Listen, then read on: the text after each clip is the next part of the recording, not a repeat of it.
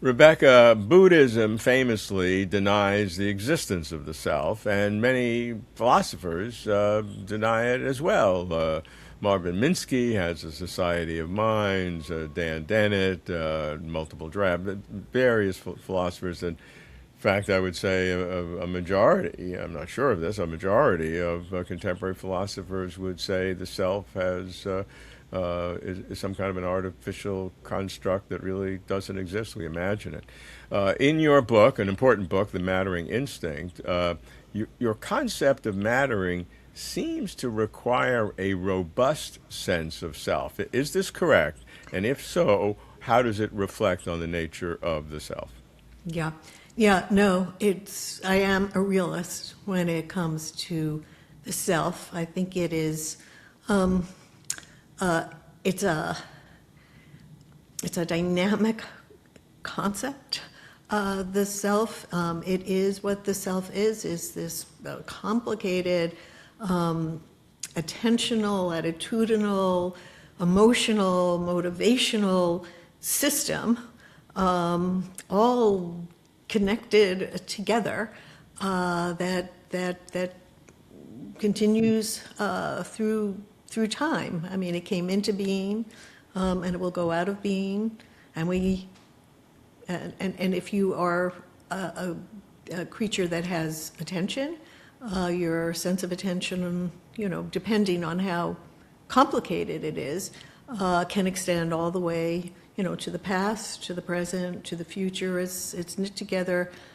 I can't make sense out of human life without attributing reality to the self. I mean, yeah.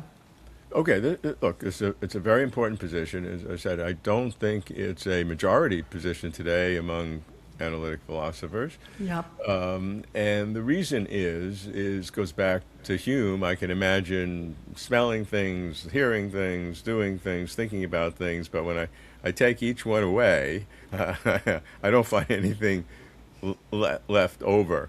Marvin Minsky says as the Society of Minds, that you have these different mental modules which he constructed his theory of mind, that each mental module is there. We have, we know neuroanatomically there are different regions of the brain that they can have very, very specific deletions of seeing words, hearing words, very, very specific problems based on brain trauma or lesions that occur. So you do see physiological substrates for this idea of mental modules, and if you take all of them away, what do you have left? I mean, that's the argument. Yeah. So no, I do think first of all, well, let's go back to Hume. I love Hume. I mean, what analytic philosopher doesn't love Hume, right?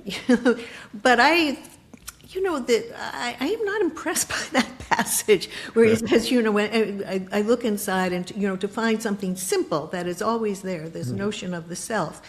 To me, the analogy I use is something like, when you're watching watching a movie and you see all this motion and you keep trying to stop the frame to catch where's that motion? No. It's this a dynamic thing that has to keep going. That's how I think of the self, that, and it is internal. I mean, it does depend on these internal modules, but all connected in some way. The attention, the emotion, the motivation, the memory, the anticipation.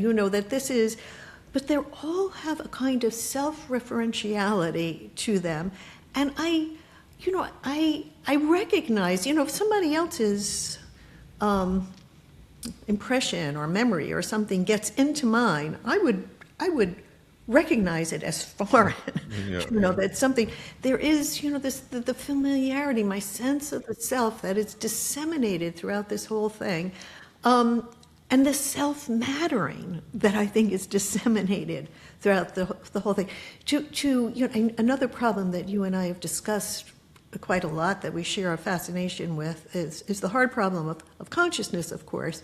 And, the notion that, to be a subjective self is to have it's a first-person perspective, and how can science accommodate science, which is quintessentially a third-person perspective? How can it accommodate this first-person perspective? I would say this first-person perspective, at least in us, is so much a perspective of self-mattering. We matter to ourselves. We can't be ourselves without mattering to ourselves. Our past matters to ourselves. We regard it with regret, remorse, nostalgia. Our future certainly matters to ourselves.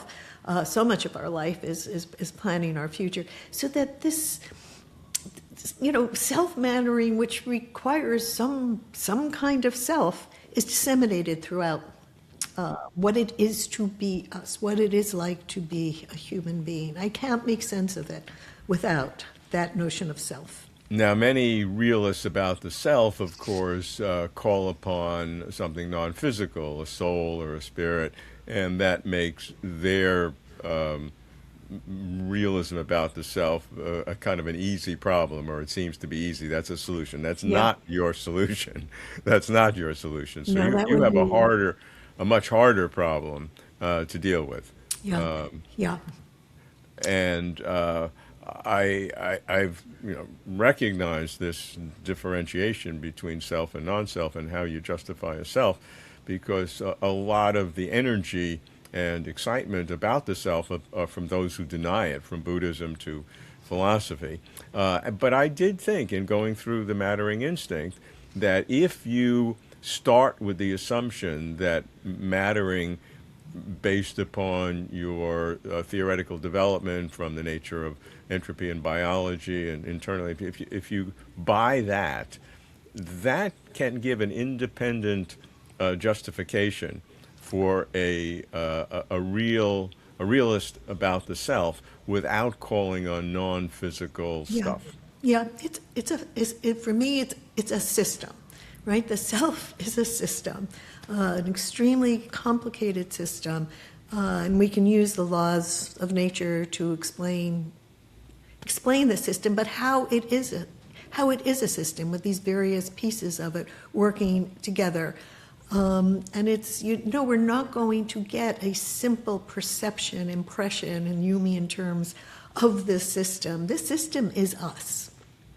The system and I like your approach of dynamism as opposed to a static picture. Yeah. If you take just the snapshot, the one frame of your movie, that's not a self. That's not a self. And that would be susceptible to the arguments of the philosophers who deny the self, if you take the frame.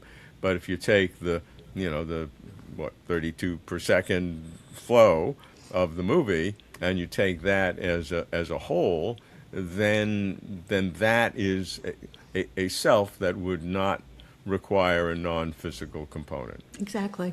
I think that for me, that analogy is very clarifying. So, again, I feel like a heretic saying anything counter Hume. But, I would say, that, he has a certain theory of where our concepts come from, and they have to ultimately be traceable back to impressions. And I would say the self is a good counterexample to that notion of concepts, because I think we do have a concept of the self, very, very complicated.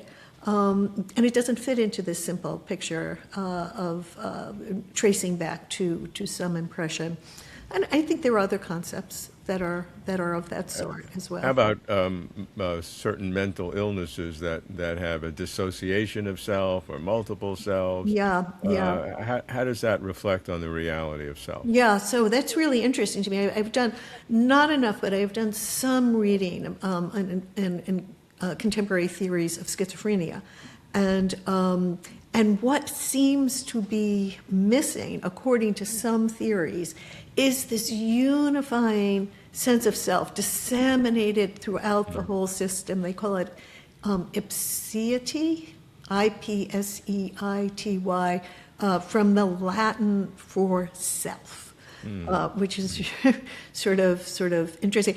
And I've always been impressed with something that the poet Gerard Manley Hopkins had said, and he introduced this notion of selving. He made it into a verb, and in this way he seemed to be capturing the dynamic aspect of what it is to be a self. It's not something static, it's something dynamic, something that we do.